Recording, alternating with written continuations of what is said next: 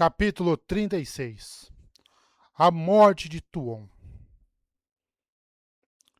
Comecei minha jornada em Tear, disse Verin, sentando-se na melhor cadeira de Met, feita de nogueira escura, com um belo travesseiro bege. Thomas se posicionou atrás dela, com a mão no punho da espada. Meu objetivo era chegar a Tarvalon. Então, como você veio parar aqui? Matt perguntou, ainda desconfiado, enquanto se sentava no banco almofadado. Ele odiava a coisa. Era completamente impossível sentar nela de qualquer maneira que fosse confortável. Travesseiros não ajudavam. De alguma forma, eles tornaram o assento ainda mais estranho. A maldita coisa devia ter sido projetada por trolls insanos e vesgos e construída a partir dos ossos dos condenados. Essa era a única explicação razoável. Ele se mexeu no banco e quase pediu outra cadeira, mas Verin continuou. Mandevin e Talmandes estavam dentro da tenda, o primeiro de pé com os braços cruzados, o último acomodando-se no chão. Tom estava sentado no chão do outro lado da sala, observando Verin com olhos calculistas. Estavam todos na tenda menor de audiências de Matt, destinada apenas a breves conferências entre oficiais. Matt não queria trazer Verin para sua barraca de verdade, pois ainda estava espalhada com seus planos de invadir Truster.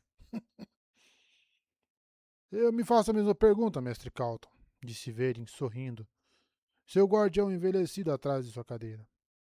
Como vim parar aqui? Certamente não era minha intenção. E ainda estou aqui. Você diz isso quase como se fosse um acidente, Verin Sedai, disse Mandevin. Mas estamos falando de uma distância de várias centenas de léguas. Além disso, acrescentou Matt, você pode viajar. Então, se você pretende ir para a Torre Branca, por que não pode viajar para lá e acabar com isso? Boas perguntas, disse Verin.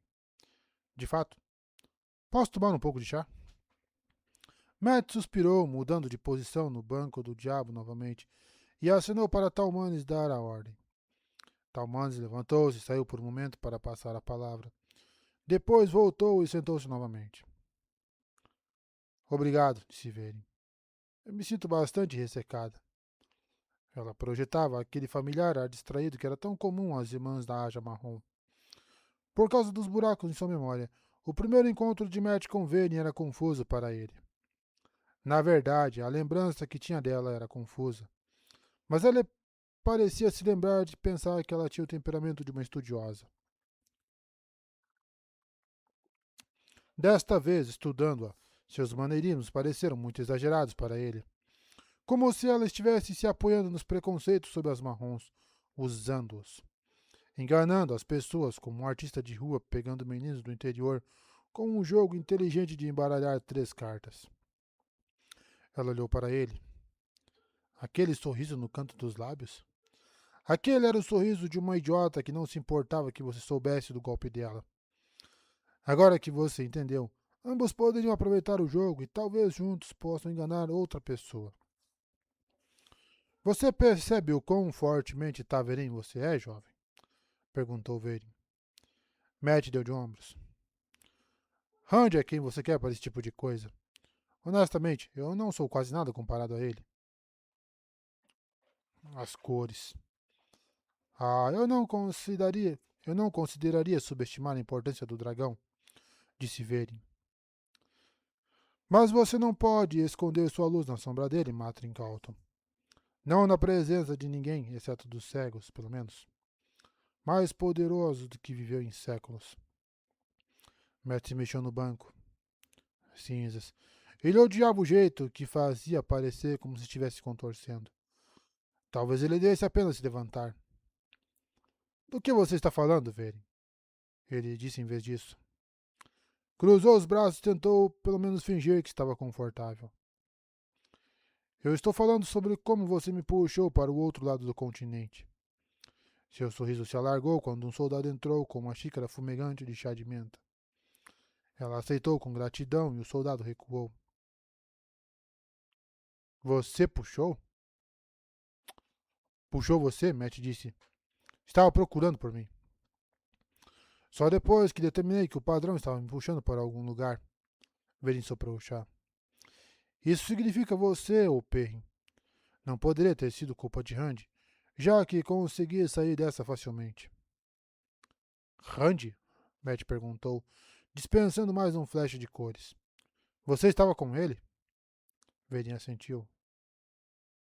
Como ele parecia, Matt disse.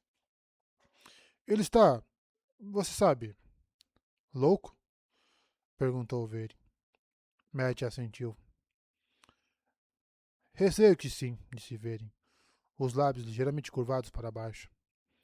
Eu acho que ele ainda está no controle de si mesmo, no entanto.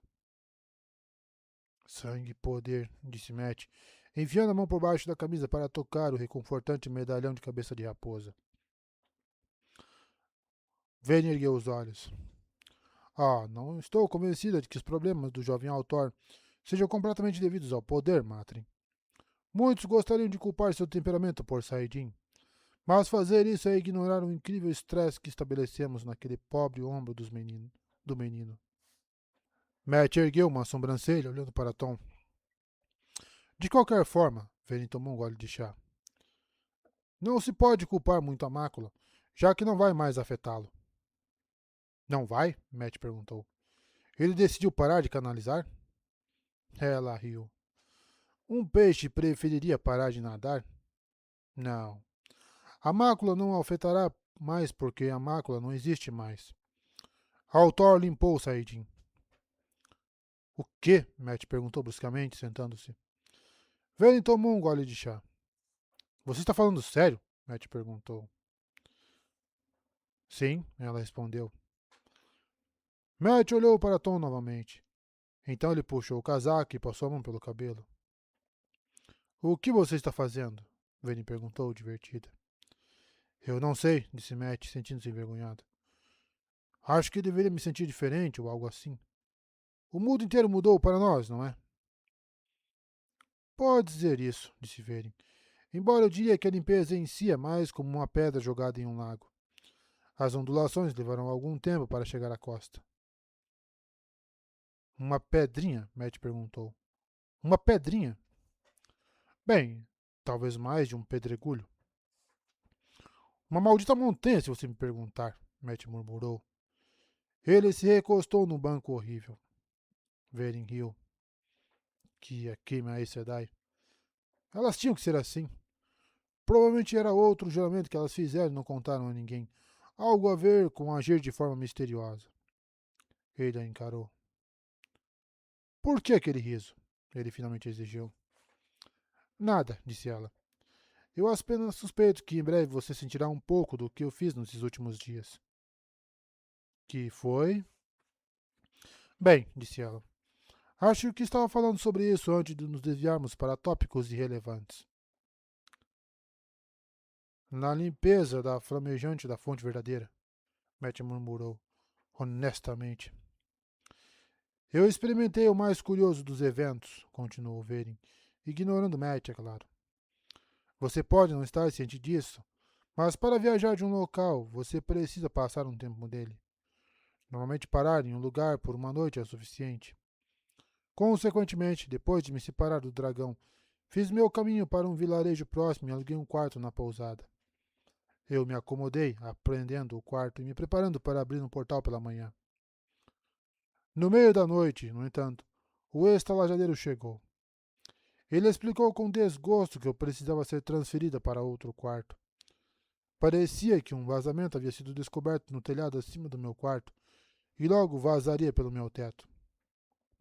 Eu protestei, mas ele foi insistente. Então atravessei o corredor e comecei a estudar aquele quarto. Justamente quando estava sentindo que sabia o suficiente para abrir um portão, fui interrompida novamente. Desta vez, o estalajadeiro, mais envergonhado, explicou que sua esposa havia perdido um anel naquele quarto durante a limpeza matinal. A mulher acordou no meio da noite e estava muito chateada. E? Matt perguntou. Coincidência, Vere. Ela levantou uma sobrancelha para ele. Então sorriu quando ele se mexeu no banco novamente. Kyokemi. Ele não estava se contorcendo. Recusei-se a ser movida, Matri, disse ela. Eu disse ao estalajadeiro que poderia revistar o quarto depois que eu saísse, e prometi que não levariam nenhum anel que descobrisse comigo. Então fechei a porta com firmeza na cara dele. Ela tomou um gole de sua bebida. Alguns minutos depois, a pousada pegou fogo. Uma brasa na lareira rolou para o chão e acabou queimando todo o lugar até o chão. Todos escaparam, felizmente, mas a pousada foi uma perda. Cansado e com os olhos turvos, Thomas e eu tivemos que ir para a próxima aldeia e encontrarmos quartos lá. E, Matt disse, ainda soa como uma coincidência. Isso continuou por 3 dias, disse Verin. Fui interrompida mesmo quando tentei aprender um lugar para fora de um prédio. Transeuntes aleatórios pedindo para compartilhar o fogo, uma árvore caindo no acampamento, um rebanho de ovelhas vagando, uma tempestade isolada. Vários eventos aleatórios sempre tramavam para impedir-me de aprender a área. Talmanes assobiou baixinho. Verin assentiu. Cada vez que eu tentava aprender uma área, algo dava errado. Eu inevitavelmente me comovia por algum motivo. Porém, quando decidi que não faria nada para aprender um local e não planejava fazer um portal, nada aconteceu. Outra pessoa pode ter simplesmente seguido em frente e desistido de viajar por um tempo. Mas minha natureza se impôs e me via estudando o fenômeno. Era bastante irregular. Cinzas. Esse era o tipo de coisa que Randy deveria fazer com as pessoas. Não Matt. Pela sua conta, você ainda deveria estar em Tiar. Sim, ela disse. Mas logo comecei a sentir um puxão em mim. Algo me puxando, me puxando. Como se... Matt mudou de posição novamente. Como se alguém tivesse um maldito anzol dentro de você e estivesse parado bem longe, puxando gentilmente, mas insistentemente, nele? Sim, disse Verin. Ela sorriu. Que descrição inteligente. Matt não respondeu. Decidi usar meios mais mundanos para fazer minha viagem. Achei que talvez minha incapacidade de viajar tivesse algo a ver com a proximidade de Altor, ou talvez o desvendamento gradual do padrão devido à influência do tenebroso. Consegui um lugar em uma caravana mercante viajando para o norte em direção a Caerhien. Eles tinham uma carroça vazia que estavam dispostos a alugar por um preço razoável. Estava bastante cansada dos meus dias passados acordado todas as horas por causa de incêndios, bebês chorando e mudanças constantes de um quarto de pousada para outro. Como tal, temo ter dormido muito mais tempo do que deveria. Thomas cochilou também. Quando acordamos, ficamos surpresos ao descobrir que a caravana havia feito uma curva para o noroeste, em vez de seguir em direção a Caerhien. Falei com o mestre da caravana e ele explicou que havia recebido uma dica de última hora de que suas mercadorias obteriam um preço muito melhor em Murande do que em Caerhien. Ao pensar nisso, ele mencionou que realmente devia ter me contado sobre a mudança, mas isso fugiu de sua mente. Ela tomou outro gole de chá. Foi então que tive certeza de que estava sendo direcionada. A maioria não teria notado, suspeito, mas fiz um estudo sobre a natureza do Taverém. A caravana não se moveu muito em direção a Murande, apenas um dia, mas misturado com o puxão era o suficiente. Falei com Thomas e decidimos evitar ir para onde estávamos sendo puxados. Deslizar é um substituto inferior para viajar, mas não tem a mesma limitação de conhecer a área. Abri um portal, mas quando chegamos ao final de nossa jornada, não entramos em Tarvalon, mas em uma pequena vila no norte de Murande. Isso não deveria ter sido possível. No entanto, ao pensarmos nisso, Thomas e eu percebemos que estávamos falando com o carrinho de uma viagem de caça que ele fez uma vez na aldeia de Truster, e eu abri o portão naquele momento. Devo ter me deixado focar no local errado. E aqui estamos nós, disse Thomas de braços cruzados, parecendo insatisfeito ao ficar parado atrás da cadeira de sua Aes Sedai. De fato, disse Verin. Curioso, você não diria, jovem Matre? Eu acidentalmente acabei aqui, em seu caminho, bem quando você precisa muito de alguém para criar um portal para seu exército? Ainda pode ser coincidência. E o puxão? Ele não sabia o que dizer sobre isso. Coincidência é como funciona ser Taverem, disse Veren. Você encontra um objeto descartado que é de grande utilidade para você, ou encontra um indivíduo na hora certa. O acaso aleatório trabalha a seu favor. Ou você não percebeu? Ela sorriu. Se importa em jogar alguns dados sobre isso? Não, ele disse relutantemente. Uma coisa me incomoda, no entanto, disse Veren. Não havia outra pessoa que pudesse ter acontecido em seu caminho? Ao torto é aqueles Ashman vasculhando o campo procurando por homens que possam canalizar. E eu suspeito que em áreas rurais como esta estão no topo de sua lista, pois é mais provável que os canalizadores possam passar despercebidos em tais lugares. Um deles poderia ter acontecido em seu caminho e lhe dado um portal. Não é muito provável, disse Matt tremendo. Não estou confiando no bando para gente como eles. Não chegar a Ando em um piscar de olhos? Perguntou Vere. Matt hesitou. Bem, talvez. Eu tinha que estar aqui por algum motivo, ela disse pensativa. Eu ainda acho que você está lendo muito sobre isso, respondeu ele, mudando de posição novamente no banco em chamas. Talvez, talvez não. Primeiro, devemos negociar meu preço para levá-lo a Andor. Presumo que você queira chegar a Kemenin. Preço? Matt disse. Você acha que o padrão a obrigou a vir aqui? Por que exigir um preço de mim?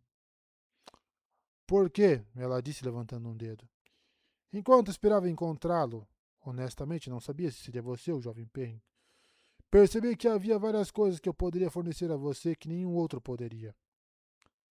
Ela enfiou a mão no bolso do vestido, tirando vários pedaços de papel. Uma delas era a foto de Matt. Você não perguntou onde eu consegui isso. Você é a Aes Sedai, disse Matt, encolhendo os ombros. Eu imaginei que você... Você sabe, disse isso. Disse? Ela perguntou categoricamente. Ele encolheu os ombros. Recebi este papel, Matre. Me chame de Matt, disse ele. Recebi este papel, Matt, de um amigo das trevas, disse ela, que me disse, pensando que sou uma serva da sombra, que um dos abandonados ordenou que os homens nessas fotos fossem mortos. Você e Payne estão em grave perigo. Não estou surpreso, disse ele, escondendo o calafrio que o anúncio dela o fez sentir. Verem, os amigos das sombras estão tentando me matar desde o dia que deixei 2 rios. Ele fez uma pausa. Que me queime. Desde o dia anterior à minha partida de 2 rios. O que isso muda? Isso é diferente, disse Veren, ficando severa. O nível de perigo de que você está é... Eu... Bem, vamos simplesmente concordar que você está em grande perigo. Eu sugiro que você tome cuidado durante as próximas semanas. Sempre sou cuidadoso, disse Matt. Bem, seja mais, disse ela. Vá se esconder. Não corra riscos. Você será essencial antes que isso acabe. Ele encolheu os ombros. Esconder-se? Ele poderia fazer isso. Com a ajuda de Tom, ele provavelmente poderia se maquiar para que nem mesmo suas irmãs o reconhecessem. Posso fazer isso, disse ele. Um custo simples. Quanto tempo você vai levar para nos levar para Kemenin? Esse não era meu preço, Matre, disse ela divertida. Isso foi uma sugestão. Uma que acho que você deveria ouvir com grande preocupação. Ela tirou um pequeno pedaço de papel dobrado de debaixo da foto. Estava selado com uma gota de cera vermelho sangue. Matt pegou hesitante. Isso é... Instruções, disse Vere. Você seguirá no 10º dia depois que eu deixar você em Kemenin. Ele coçou o pescoço, em seguida moveu-se para quebrar o selo. Você não deve abri-los até esse dia, disse Vere. O quê? Perguntou Matt. Mas... Esse é o meu preço, disse Vere simplesmente. Maldita mulher, disse ele olhando de volta para o papel. Eu não vou jurar algo a menos que sabe o que é.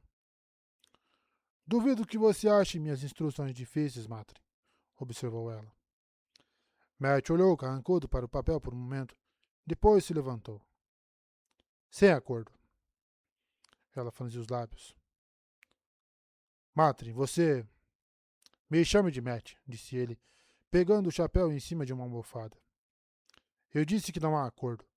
Estarei em Kemen em 20 dias de marcha, de qualquer maneira. Ele abriu as abas da barraca, gesticulando para fora. Não vou permitir que você me prenda, mulher. Ela não se mexeu, embora franzisse a testa. Eu tinha esquecido o quão difícil você pode ser. E orgulhoso disso, disse Matt. E se chegarmos a um acordo? Perguntou Verde. Você vai me dizer o que há naquele maldito papel? Não, disse Verin. Porque talvez eu não precise de você para lidar com o conteúdo. Espero poder voltar para você e livrá-lo da carta e mandá-lo embora. Mas se eu não puder... O acordo, então?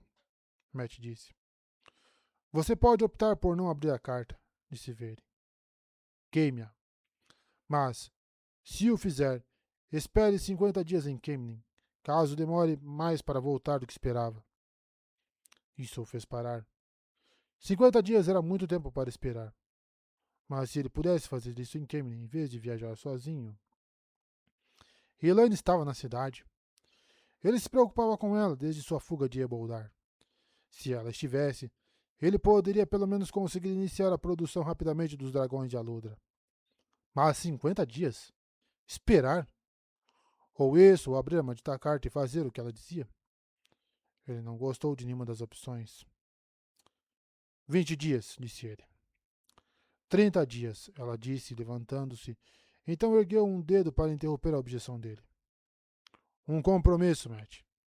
Entre as Aes Sedai, acho que você me achará muito mais receptiva a elas do que a maioria. Ela estendeu a mão. 30 dias. Ele poderia esperar 30 dias. Ele olhou para a carta em suas mãos.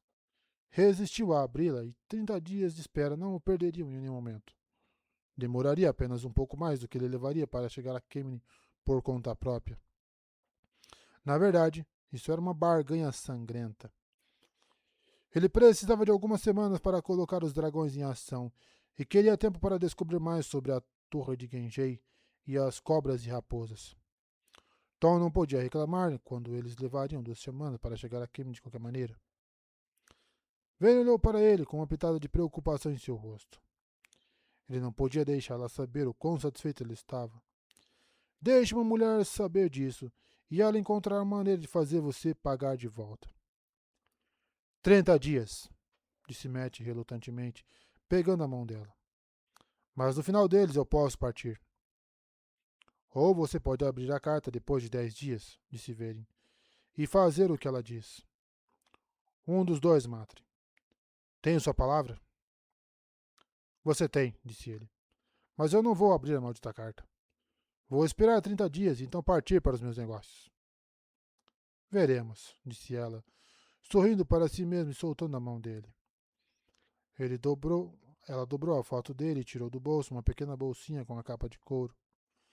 Ela abriu, deslizando a foto para dentro, e ao fazê-lo, ele notou que ela tinha uma pequena pilha de pedaços de papéis dobrados e lacrados, exatamente como o que ele estava segurando. Qual era o propósito deles? Assim que as cartas foram guardadas com segurança em seu bolso, ela tirou um pedaço esculpido de pedra translúcida, um broche em forma de lírio. Comece a desmontar seu acampamento, Matre. Preciso fazer seu portal o mais rápido possível. Eu mesmo preciso viajar em breve. Certo. Matt olhou para o papel dobrado e lacrado em suas mãos. Por que Vayne estava sendo tão misteriosa? Já sei. Que o queime, ele pensou. Eu não vou abri-la. Não vou. Mande vir, disse ele. Pegue para ver e sua própria tenda para esperar enquanto levantamos o acampamento e designe alguns soldados para buscar para ela qualquer coisa que ela precisar. Além disso, informe as outras Aes Sedai que ela está aqui. Elas provavelmente ficarão interessadas em saber de sua chegada, a Aes Sedai sendo a Aes Sedai. Matt enfiou o papel dobrado no cinto e começou a sair. E mande alguém queimar aquele maldito banco. Não acredito que carregamos a coisa até aqui. Tuon estava morta. Foi deixada de lado, esquecida. Tuon tinha sido a filha das 9 luas.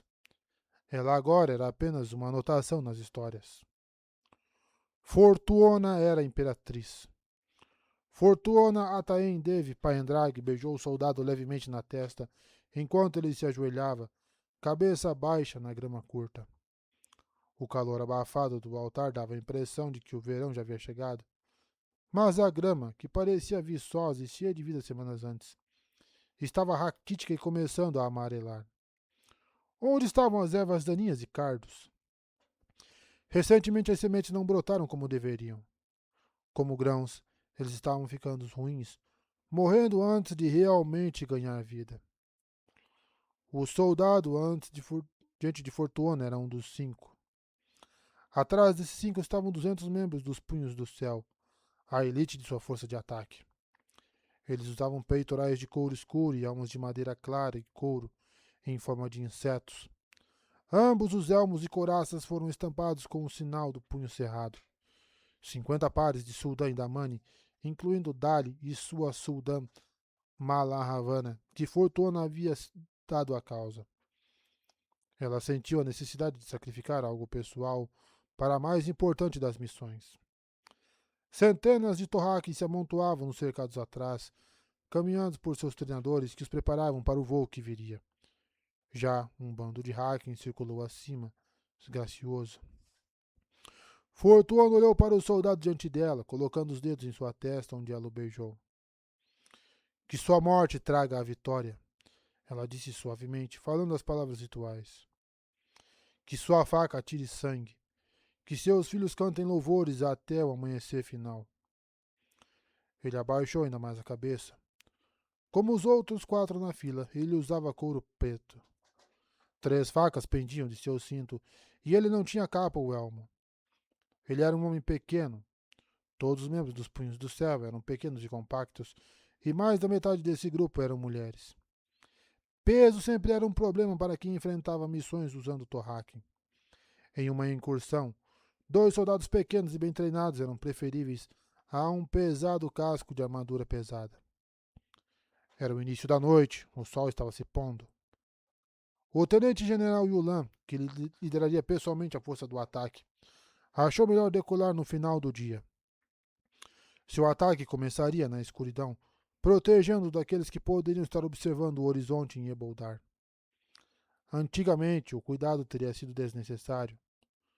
O que importava se as pessoas em Eboldar vissem centenas de Torraken subindo aos céus? As notícias nunca poderiam viajar tão rapidamente quanto as asas abertas. Mas seus inimigos podiam viajar muito mais rápido do que deveriam.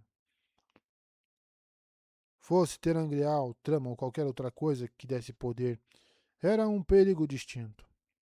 Melhor usar toda a descrição. O voo para Tarval não levaria vários dias. Pensei que seria logo.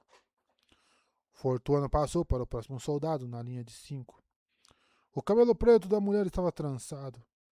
Fortuna beijou na testa, dizendo as mesmas palavras rituais. Esses 5 eram facas de sangue. O anel de pedra preta pura que cada um usava era um terangrial especializado que lhes daria força e velocidade, e os envolveria na escuridão, permitindo que se misturassem às sombras. As incríveis habilidades tinham um custo, no entanto, pois os anéis sugavam a vida de seus hospedeiros, matando-os em questão de dias. A remoção do anel retardaria um pouco esse processo, mas uma vez ativado, feito tocando uma gota do próprio sangue no anel de pedra enquanto o usava, o processo era irreversível. Esses 5 não retornariam. Eles ficariam para trás, quaisquer que fossem os resultados do ataque, para matar tantas Marat Damani quanto pudessem. Era um desperdício terrível.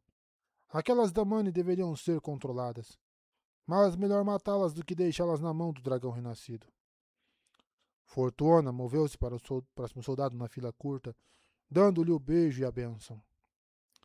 Tanta coisa mudou nos dias desde seu encontro com o dragão renascido. Seu novo nome era apenas uma das manifestações. Agora até mesmo o alto sangue frequentemente se prostravam diante dela. Seu Surgin, incluindo Selúcia, Haviam raspado o cabelo de suas cabeças. A partir de agora, eles deixariam o lado direito da cabeça raspado e deixariam o cabelo crescer no lado esquerdo, trançando à medida que cresciam. Por enquanto, eles usavam bonés à esquerda. As pessoas comuns caminhavam com mais confiança, com mais orgulho. Eles tinham uma imperatriz novamente. Com tudo que estava errado no mundo, esta única coisa estava certa novamente. Fortuna beijou o último dos guerreiros do sangue, falando as palavras que os condenavam à morte, mas também ao heroísmo. Ela deu um passo para trás, Selúcia de pé ao seu lado. O general Yulan avançou e curvou-se. Que seja conhecido pela imperatriz, que ela viva para sempre, que não falharemos com ela.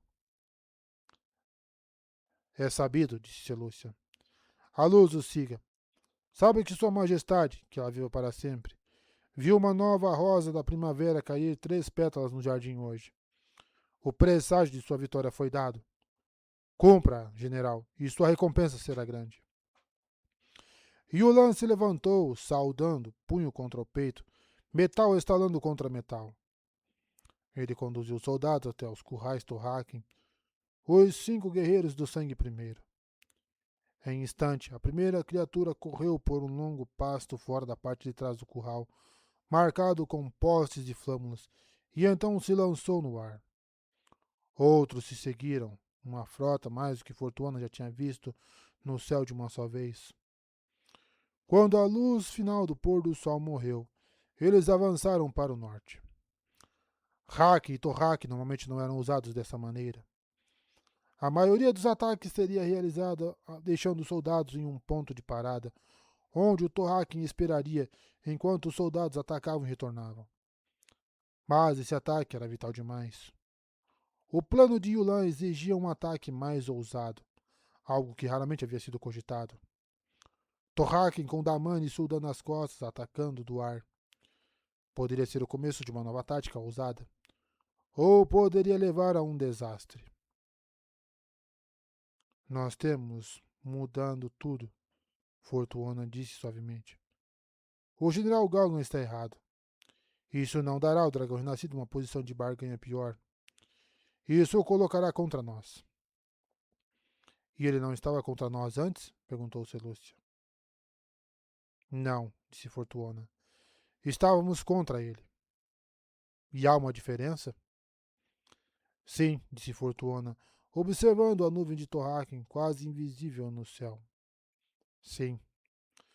Temo que logo veremos quão grande é a diferença.